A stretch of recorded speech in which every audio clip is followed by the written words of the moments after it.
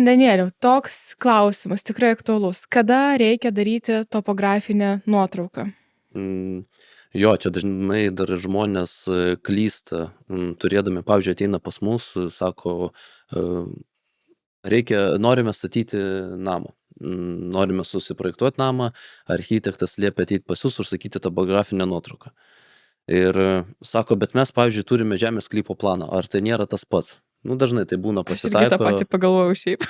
Jo, tai labai dažnai pasitaiko taip, kad žmonės maišo, kai tu turi kaip mes prieš tai ir kalbėjom, po kadastrinio matavimo atlikimo tu gauni žemės sklypo planą.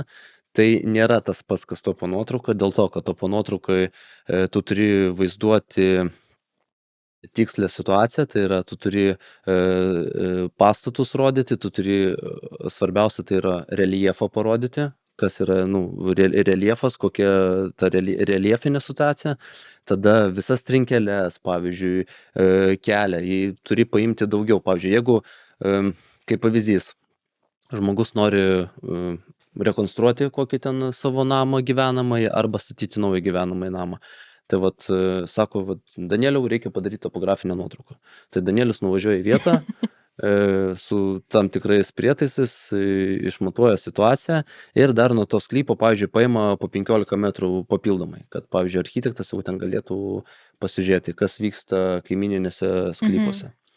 Tai vat, kada šiaip daroma ta topografinė nuotrauka, tai topografinė nuotrauka yra daroma dažnai kur, kada yra projektuojamos komunikacijos tam tikros, ten elektra, vandentikis, kanalizacija.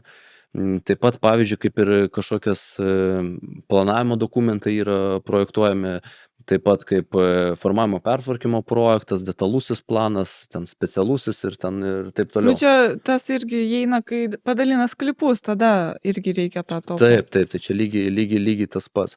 Tai dažnai, sakau, kai kažkokie vyksta projektavimo darbai ir panašiai, tai visada reikalinga ta topo nuotrauka. Tai irgi galima kreiptis ir dar. Tikrai galite kreiptis, tai dar priminsiu, dažnai irgi klausimas kyla, tai kiek vis dėlto galioja ta topo nuotrauka. Tai dabar galiu pasakyti, kad ta topo nuotrauka galioja 1 metus nuo suderinimo. Suderinimas vyksta su savivaldybė ir visų komunikacijų, ten, pavyzdžiui, kaip eso, ten vandenis ir panašiai. Kai su jais visais susiderini, per tą dabar vadinamą sistemą TIS, kai tu su jom suderini, jie tau duoda žalią šviesą, tai nuo to laiko topo nuotrauka galioja 1 metus. Nu va, puiku. Tai aš iš tikrųjų net nežinojau, kad yra kažkoks tai galiojimo terminas ir toks trumpas, sakyčiau, palyginus, nes kas yra metai laiko, ne? O jeigu jūs turėsite klausimų, ar jums reikia konsultacijos matininko, geodezininko, tai prašom, kreipkitės į Danielių. Tikrai, manau, jis jums padės, atsakys ir pakonsultuos. Ir kontaktus paliksime aprašyme.